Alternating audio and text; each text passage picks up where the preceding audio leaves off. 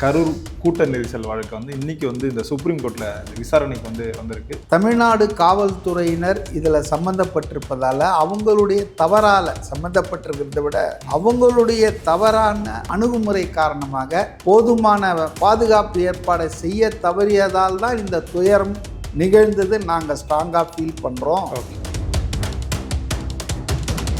தமிழ்நாடு அரசுக்கு அது ஒரு மிகுந்த பின்னடைவாக பார்க்கப்பட்டது. தாவேகாவுக்கு அது ஒரு மிகப்பெரிய லீகல் விக்டரியாக பார்க்கப்பட்டது.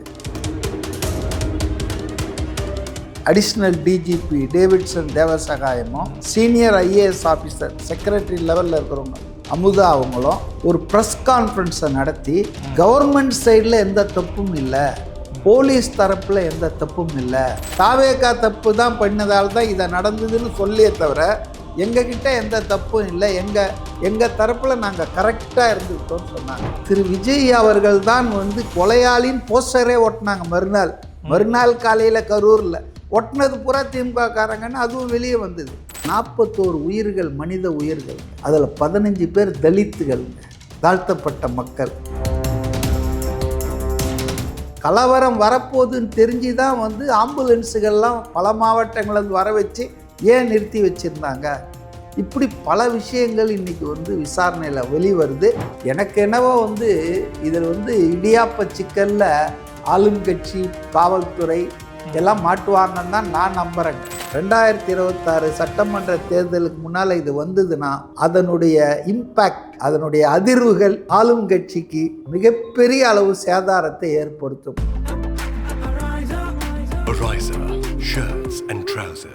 மக்களே, அன்பு வணக்கம். இன்றைய நமது சிறப்பு நேர்காணலில் நம்முடன் இருப்பவர் அரசியல் விமர்சகர் CK மதிவாணன் சார் அவர்கள். சார் வணக்கம். வணக்கம். கரூர் கூட்ட நெரிசல் வழக்கு இன்னைக்கு இந்த சுப்ரீம் கோர்ட்ல இந்த விசாரணைக்கு வந்திருக்கு. எப்படி பாக்குறீங்க இந்த விஷயத்த? இதுக்கு முன்னால உச்ச நீதிமன்றம் கொடுத்தது ஒரு இடைக்கால உத்தரவு தாங்க, இன்ட்ரீம் ஆர்டர் தாங்க. அந்த இன்ட்ரீம் ஆர்டர்லேயே அவங்க சொன்னாங்க, இது முழு விசாரணையை நாங்கள் டிசம்பர் 12 தொடங்குவோம், 8 வாரம் உங்களுக்கெல்லாம் டைம், எல்லாரும் என்னென்ன சொல்லணுமோ அதை சொல்லிடுங்கன்னு சொன்னாங்க. இது ஆக்சுவலாக தாவேகா தொடுத்த வழக்கு தாங்க. அதாவது சென்னை உயர் நீதிமன்றம் அந்த தனி நீதிபதி செந்தில்குமாரா அவர் அமைத்தார் இல்லைங்களா, இந்த அஸ்ராகருக்கு தலைமையில் ஒரு SIT, அதையும் ஒரு நபர் ஆணையம் மாநில அரசு அமைத்தது இல்லையா, உடனடியாக அமைச்சது. இந்த ரெண்டையும் எதிர்த்து இது தமிழ்நாடு காவல்துறையினர் இதில் சம்பந்தப்பட்டிருப்பதால அவங்களுடைய தவறால சம்பந்தப்பட்டிருக்கிறத விட அவங்களுடைய தவறான அணுகுமுறை காரணமாக போதுமான பாதுகாப்பு ஏற்பாடை செய்ய தவறியதால் தான் இந்த துயரம் நிகழ்ந்தது. நாங்கள் ஸ்ட்ராங்காக ஃபீல் பண்ணுறோம்.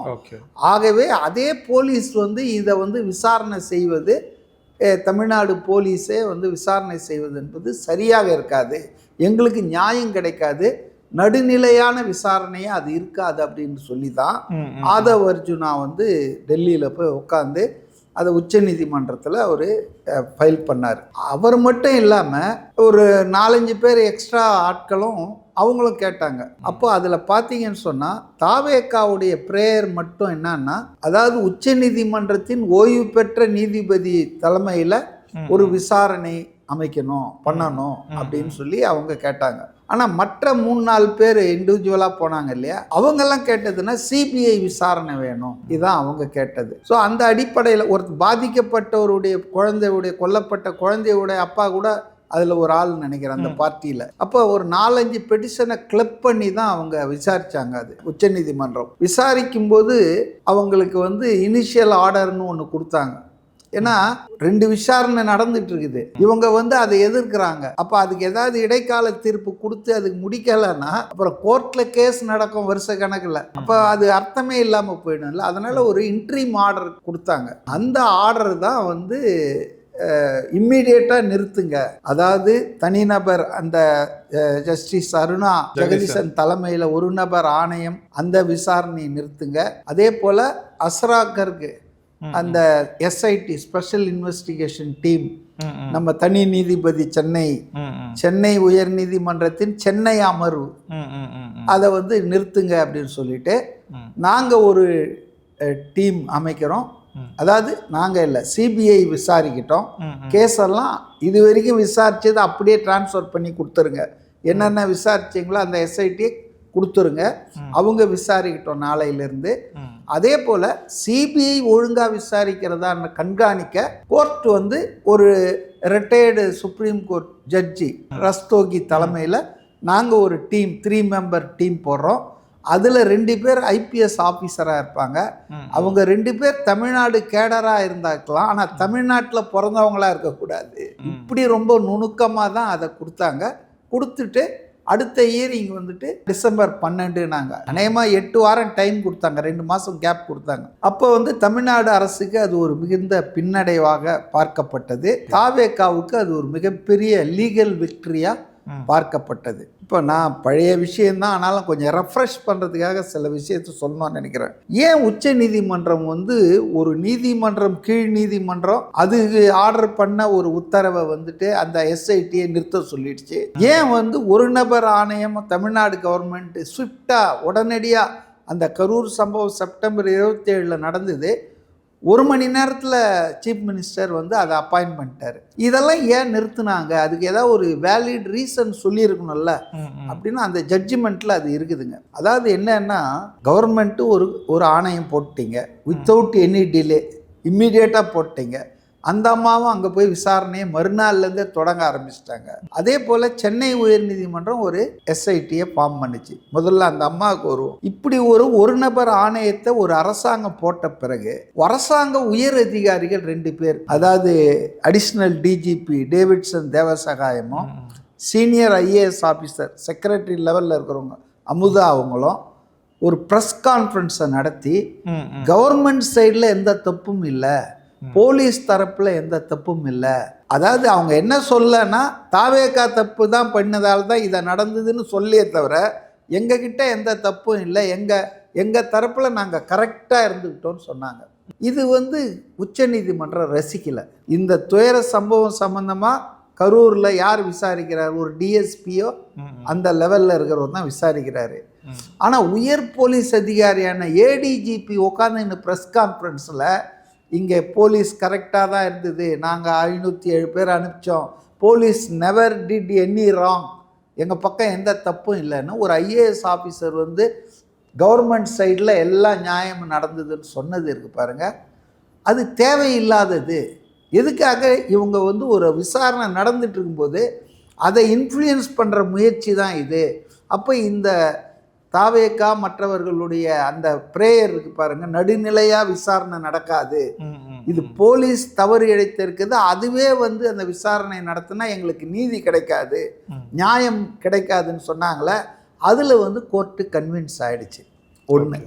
அடுத்தது இந்த எஸ்ஐடி கஸ்ரா கர்க், அதில் என்ன குற்றச்சாட்டு ஆரம்பத்திலே இருந்ததுன்னா, இந்த தனி நீதிபதி செந்தில்குமார் அதிகாரம் இல்லாத ஒரு கேஸை எடுத்தாரு. கரூர் மாவட்டம், மதுரை மாவட்டம் அந்த ஏரியாலாம் வந்து தமிழ்நாட்டில் 2 பெஞ்சு வந்தோன்னா ஹைகோர்ட்டுக்கு 2 அமர்வு, ஒன்று வந்து சென்னையில், இன்னொன்று மதுரையில். அப்போ மதுரை அமர்வுக்கு பூகோள ரீதியாக இந்த மாவட்டம் நடக்கிற பிரச்சனை எல்லாம் அங்கே போயிடணும்.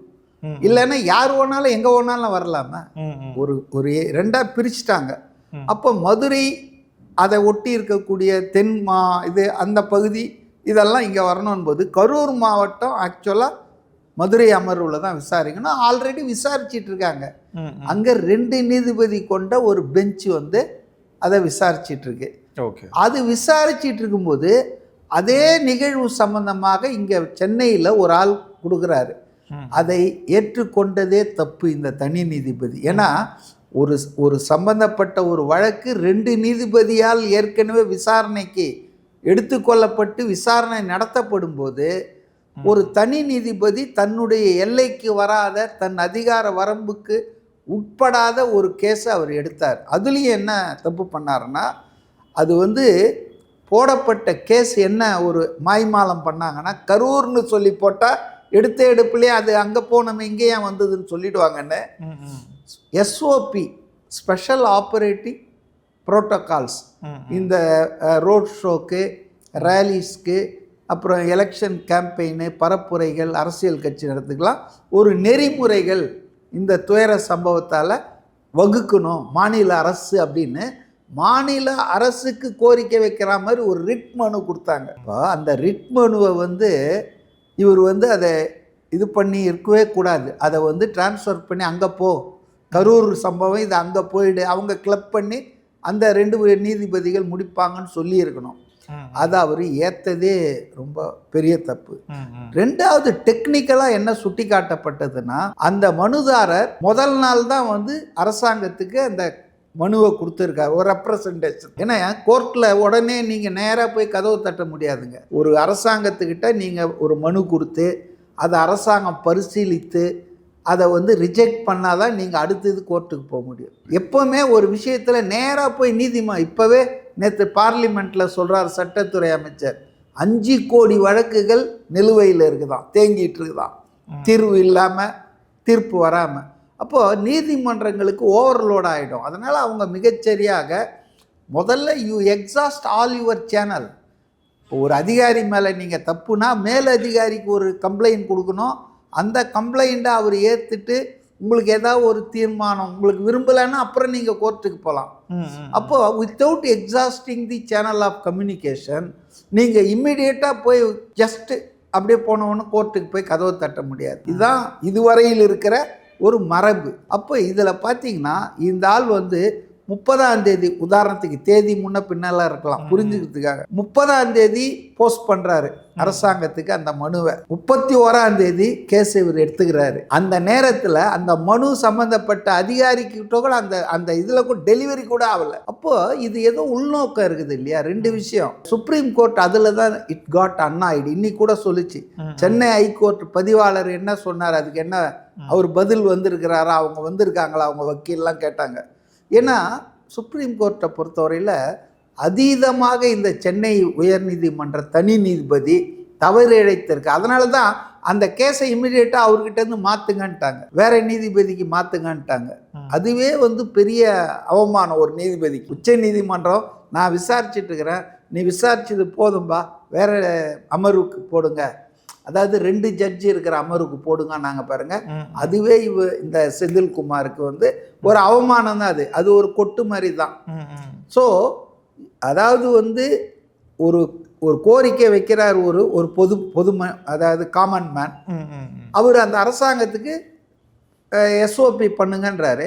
அதை அரசாங்கம் அந்த கோரிக்கையை ரிசீவ் பண்ணி அதில் ஒரு தீர்வு சொல்கிறதுக்கு முன்னால் மறுநாளே நீங்கள் ரிட் பெட்டிஷனை எப்படி எடுத்தீங்க, ஃபைல் பண்ண முடிஞ்சது, அது எப்படி இதாகி அதாவது அனுமதிக்கப்பட்டு அட்மிட் ஆகி விசாரணைக்கு வந்துடுச்சு. அப்போ இதுக்குள்ள பின்னால் யாரோ ஒருத்தர் வேலை பண்ணியிருக்காங்க. நீதிமன்றத்துக்குள்ளவா, ஆட்சியாளர்களா, கட்சிக்காரங்களோ, சம் இன்ஃப்ளூயன்ஸ், அன்டியூ இன்ஃப்ளூயன்ஸால தான் பல வழக்குகள்லாம் வந்து அட்மிட் ஆகிறதுக்கே பிரச்சனையில் இருக்கும். அப்படி இருக்கும்போது இது வந்து வந்ததே தப்பு, உள்நோக்கத்தோடு இதை வர வச்சிருக்காங்க. அதை இவர் விசாரிச்சதே தப்பு, ஏன்னா இவருக்கு அதிகாரம் இல்லை. அப்படி இருக்கும்போது பிரேயர் அவன் கேட்டது எஸ்ஓபி தான், ஆனால் இவர் தீர்ப்பு சொல்கிறாரு, இவர் எஸ்ஐடியை ஃபார்ம் பண்ணுறாரு.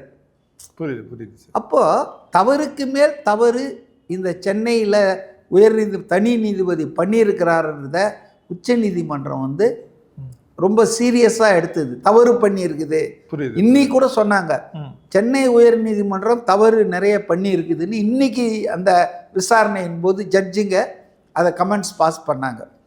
3வது என்னன்னா, ஜட்ஜிங்க உச்ச நீதிமன்றத்தில் அவங்க வந்து அவங்க மனசை மாற்றினது. சும்மா மாற்றிட மாட்டாங்க. ஒரு ஹைகோர்ட்டில் ஒரு விஷயம் சொன்னால் அதை மாற்றுறாங்கன்னா 100 வாட்டி யோசிப்பாங்க.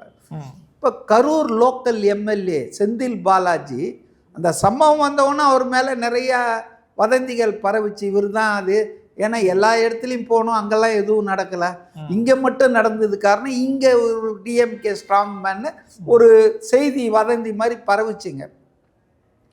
அவர் அதோடு அதை விடலை. அவர் என்ன பண்ணார்னா, எம்எல்ஏன்ற முறையில் பவர் பாயிண்ட் ப்ரெசன்டேஷன் பண்ணி டெலிவைஸ்டு இன்டர்வியூ நடத்தினாருங்க. சம்பவம் நடந்த 2-3 நாளில் இதெல்லாம் நடக்குது. அவர் ஃபுல்லாக விளக்குறாரு. ஒரு வாட்டர் பாட்டில் கூட அங்கே இல்லை, தாவேகா கட்சி வந்து தண்ணீரே சப்ளை பண்ணல, இவர் தாமதமாக வந்தார், இங்கே வந்திருக்கணும் அப்படின்னு.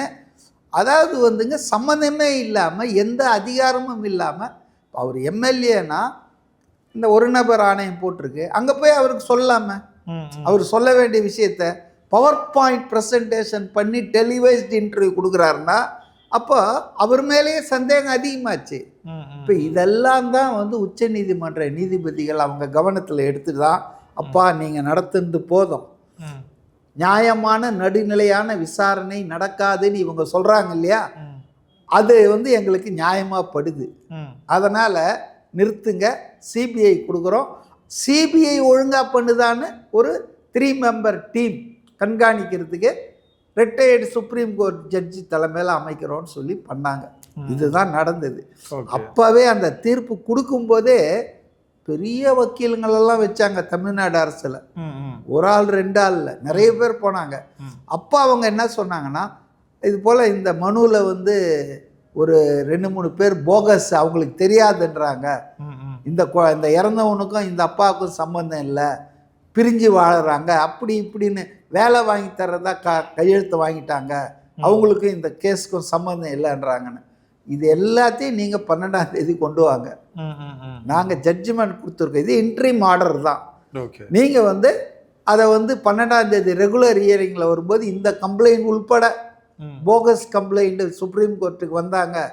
அப்போ அந்த ஜட்ஜி புத்திசாலித்தனமா சொன்னார், சரி அந்த 2 பேரை விடுங்க, அது இல்லாமல் 3 பேர் இருக்காங்கல்ல, இன்க்ளூடிங் டிவிக்கே, அவங்க கேட்டது பிரேயர் நிற்குமே. அதனால் இந்த தீர்ப்பு இடைக்கால தீர்ப்பு, முழு விசாரணையும் போது நீங்கள் இந்த பாயிண்ட்லாம் கொண்டு வாங்கன்ட்டு தமிழ்நாடு அரசு வந்து கடுமையாக அதை பண்ணாங்க.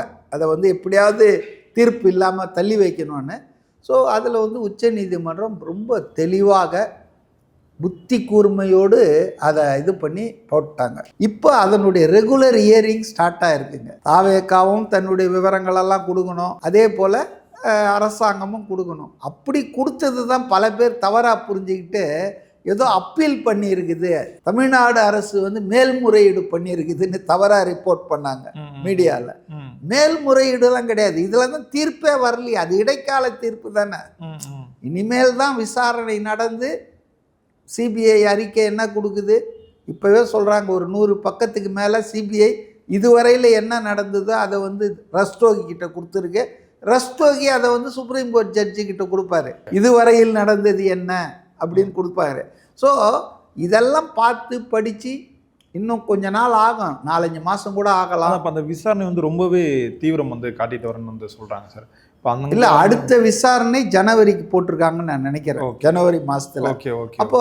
அப்போ மெட்ராஸ் ஹைகோர்ட் ரிஜிஸ்ட்ரார் இருக்கார் இல்லையா, சிபிஐ விசாரணை வந்து சொல்கிறேன் சார். சிபிஐ வந்து அது வந்து பயங்கரமாக இறங்கிட்டாங்க. ஒரு 2-3 நாள்லேயே வந்து ஒரு டீம் இறங்கியாச்சு. அதே போல் ரஸ்தோகி சாரே வந்து ஒரு 3-4 நாள் தங்கி கரூரில் வந்து அவர் பாட்டுன்னு அவர் ஒரு விசாரணை தனியாக பண்ணியிருக்காரு. இந்த விசாரணை பண்ணுறாங்க இல்லையா கரூர்லேயே தங்கி அந்த சிபிஐ டீம், அது ரிப்போர்ட் பண்ணியிருக்கு இது வரைக்கும் என்ன விசாரணை பண்ணியிருக்கணும். ஸோ அது உச்சக்கட்டத்தில் போயிட்டு இருக்குங்க.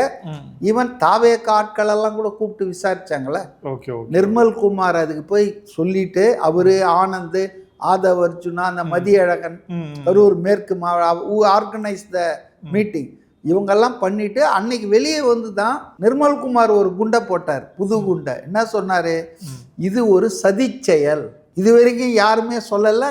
ஈவன் சந்தேகங்கள் அரசல் புரசலாக சொன்னாங்க, ஆனால் அவர் தான் அதிகாரப்பூர்வமாக கொள்கை பரப்பு துணை செயலாளராக அவர் தெளிவாக சொன்னார், சிபிஐ கிட்ட நாங்கள் யார் யார் மேலே சந்தேகம்னு பேர்லாம் சொல்லியிருக்கோம், இது ஒரு சதி செயல், திட்டமிட்ட படுகொலை பண்ணியிருக்காங்க, இதை பண்ணவங்க கரூரில் சுற்றிக்கிட்டு இருக்காங்க, நடமாடிட்டு இருக்காங்கன்றது உள்பட அவர் பொது வெளியில் ஒரு செய்தியாளர் சந்திப்பில் சொன்னார். அப்போ இன்னைக்கு வந்து இது ஒரு விபத்தா, தற்செயலாக நடந்ததா, இல்லை யாராவது உள்நோக்கத்தோடு திட்டமிட்டு இந்த சம்பவத்தை நிகழ்த்தினார்களா, இது எல்லாமே இன்னைக்கு வந்து விசாரணைக்கு வருதுங்க. ஆனால் அவளை ஈஸியாக வந்து தாவேக்கா லேட்டாக வந்தார், விஜய் அவர் லேட்டாக வந்தார், அதனால தான் இது நடந்தது, அவங்க சரியாக ஏற்பாடு பண்ணல அப்படின்னு கடந்து போயிடலான்னு திமுகவினர் வந்து ஆரம்பத்துலேருந்து 1 மாதமாக இதான் சொல்லிட்டு இருந்தாங்க. தப்பு பூரா வந்து தாவேக்கா மேல் தான், அரசாங்கம் ஒழுங்காக இருந்தது, காவல்துறை நல்லா இருந்தது எல்லாம் சொன்னாங்க.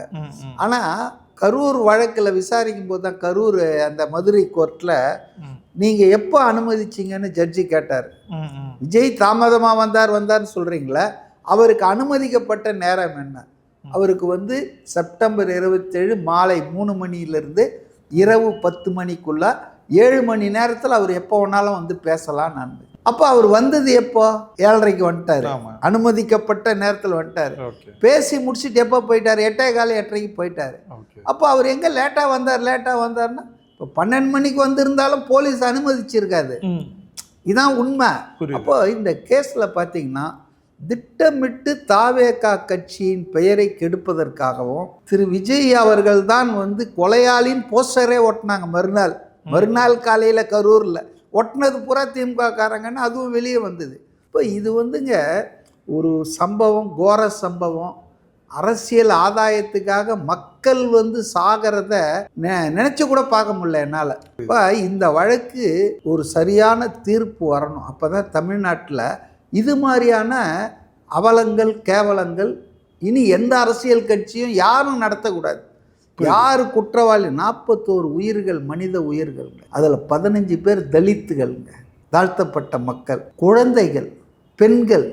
அதில் ஒரு பெண் வந்து ரொம்ப நாள் வந்து மயக்கமாக இருந்து அவங்களுக்கு அந்த கோமா ஸ்டேஜில் இருந்து அதுக்கப்புறம் இப்போ வந்திருக்கிறவங்க வந்து ரஸ்தோகி சார்கிட்ட அவங்க மீட் பண்ணி சொன்னதாக ஒரு தகவல். எனக்கு அது உண்மையாக என்னன்னு தெரியாது, ஒரு தகவல் தான் நான் வந்தேன். அவங்க வந்து உண்மைதான், ஒரு கும்பல் உள்ளே பூந்தது, தாவேகாவுக்கும் கட்சிக்கும் சம்மந்தம் இல்லாத ஒரு கும்பல் உள்ளே பூந்து எங்ககிட்டலாம் ரொம்ப தவறாக நடந்தது. பெண்கள் கிட்டலாம் ஸ்ப்ரே அடித்தாங்க, அதை பண்ணாங்க, இதை பண்ணாங்கன்னெலாம் ஒரு திட்டமிட்டு கலவரத்தை ஏற்படுத்த ஒரு கும்பல் வந்திருக்கு. கலவரம் வரப்போகுதுன்னு தெரிஞ்சு தான் வந்து ஆம்புலன்ஸுகள்லாம் பல மாவட்டங்கள்லேருந்து வர வச்சு ஏன் நிறுத்தி வச்சுருந்தாங்க. இப்படி பல விஷயங்கள் இன்றைக்கி வந்து விசாரணையில் வெளிவருது. அஃப்கோர்ஸ் எது உண்மை எது சரி என்பதை சிபிஐ விசாரணையில் முடிவில் தான் நம்ம தெரிஞ்சுக்க முடியும். இப்போ இது அவங்க சொல்கிறத கூட ஒத்துக்க முடியாது. அவங்களுக்கு மேலே ஒரு ரிட்டையர்ட் சுப்ரீம் கோர்ட் ஜட்ஜி போட்டாங்க. அவர் அதை வந்து பரிசீலித்து என்ன அறிக்கையை அவர் உச்சநீதிமன்றத்துக்கு கொடுக்குறாரோ பேஸ்ட் ஆன் தட் தான் இந்த வாதங்கள்லாம் நடக்கும். அதெல்லாம் கேட்டுக்குவாங்க. பட் சுப்ரீம் கோர்ட்டு இந்த ஃபைனல் ரிப்போர்ட்டை வராமல் தீர்ப்பு சொல்ல மாட்டாங்க. புரியுது சார். அதனால் வந்து we have to wait for the judgment, final judgment. இது வந்து இனிஷியல் ஆர்டர் தான். ஆனால் தமிழ்நாடு அரசு இன்றைக்கி கொஞ்சம் நம்பிக்கையாக என்ன பண்ணாங்கன்னா இந்த இனிஷியல் ஆர்டரை வந்து அதாவது ரத்து பண்ணிடணும், பழைய மாதிரி எங்களுக்கு வந்து அந்த இது வந்து அவர் எந்த அளவுக்கு சொன்னாங்கன்னா இன்றைக்கி கோர்ட்டில் அது உண்மை இல்லை, ஆனால் கோர்ட்டில் சொல்கிறாங்க தமிழ்நாடு அரசு சார்பாக நீதியரசர் அருணா ஜெகதீசன் தலைமையில் அமைக்கப்பட்ட ஒரு நபர் ஆணையம் இந்த சம்பவத்தை பற்றி விசாரிக்கிறதுக்காக போடலை. அது வந்து நிவாரணத் தொகை என்னன்றத பலியானவர்கள் கொடுக்கறதுக்காகவும் இனி இது போன்ற சம்பவங்கள் நடக்காமல் இருக்கிறதுக்கு, நிகழாமல் இருக்கிறதுக்கு என்ன நிலைப்பாடுகளை அரசு எடுக்கணுன்றதுக்காக பரிந்துரைக்க தான் போட்டோம். இந்த சம்பவங்களை பற்றி விசாரிக்க போடலைன்னு ஒரு பல்ட்டி அடிச்சாங்க இன்னைக்கு. அதனால் அது செயல்பட அனுமதிங்க, அதை நிறுத்துறது சரியில்லை, தடை நீக்கணும் அப்படின்னாங்க. அடுத்தது என்னன்னா இந்த கர்க் இருக்கார் இல்லையா, அஸ்ரா கர்க், அவர் வந்து தமிழ்நாட்டை சார்ந்தவர் இல்லை, அவர் வெளி மாநிலத்தை சார்ந்தவர் தான். அவர் வந்து நல்ல உத்தியோகஸ்தர், பேர் வாங்கினவர். அப்போ பாரபட்சம் இல்லாமல் அவர் நடத்துகிறாரு. நாங்கள் அதை நியமிக்கலை, சென்னை உயர் நீதிமன்றம் தான் இது தீர்ப்பில் தான் அமைக்கப்பட்டது, அதனால் அது விசாரணையை தொடர அனுமதிக்கணும் அப்படின்லாம் சொன்னாங்க. ஆனால் இன்னைக்கு எதை ஆரம்பிக்கலைன்னா அவங்க இந்த கூட்டாட்சி தத்துவத்துக்கு ஆபத்து, மாநில சுயாட்சி, அந்த டயலாக்லாம் இந்த வாட்டி என்னவோ பண்ணல. ரொம்ப சுருதி இறங்கி அஸ்ராகருக்கு தமிழ்நாட்டை சார்ந்தவர் இல்லைன்னுலாம் சொல்கிறாங்க. ஆனால் ஒரு பக்கம் என்ன சொல்கிறாங்கன்னா அவங்க அந்த அஃபிடவிட்டில் நீங்கள் வந்து 3 பேர் கொண்ட டீமில் 2 IPS அதிகாரி, ஆனால் அவங்க தமிழ்நாடு கேடராக இருக்கலாம், ஆனால் தமிழ்நாட்டை சார்ந்தவங்களாக இருக்கக்கூடாது, அதாவது தமிழ்நாட்டில் பிறந்தவங்களாக இருக்கக்கூடாதுன்னு போடுறீங்க. இது சரியில்லை, இது என்டையர் தமிழ்நாட்டில் இருக்கிறவங்களெல்லாம் அவமானப்படுத்துதெல்லாம் அப்படியே வீட்டில் சொல்கிறாங்க. ஆனால் கோர்ட்டில் வந்து வக்கீல்கள் என்ன பேசுகிறாங்கன்னா அஸ்ராகருக்கு தமிழ்நாட்டை சார்ந்தவர் இல்லைங்க, அவர் வந்து வெளி மாநிலத்தவர், அதனால் அவர் தலைமையில் விசாரணை நடத்துகிறோன்னு கோர்ட் என்ன சொன்னதோ அதுக்கேற்ற மாதிரி பேசுகிறாங்க. இப்போ எனக்கு என்னவோ வந்து இதில் வந்து இடியாப்ப சிக்கலில் ஆளும் கட்சி, காவல்துறை எல்லாம் மாட்டுவாங்கன்னு தான் நான் நம்புகிறேங்க. நியாயம்னு ஒன்று நடக்கும், தீர்ப்பு வரும், நீதி கிடைக்கும். அந்த 41 உயிருக்கு வந்து நீதி கிடைக்கணுங்க. புரியுது சார். அதான் நடக்கும்னு நினைக்கிறேன். But we have to wait. கோர்ட்டுன்னு போயிட்டா, விசாரணைன்னு போயிட்டா உடனே தீர்ப்பெல்லாம் கிடைக்காது. அது ஒரு சில மாதங்கள் ஆகலாம்.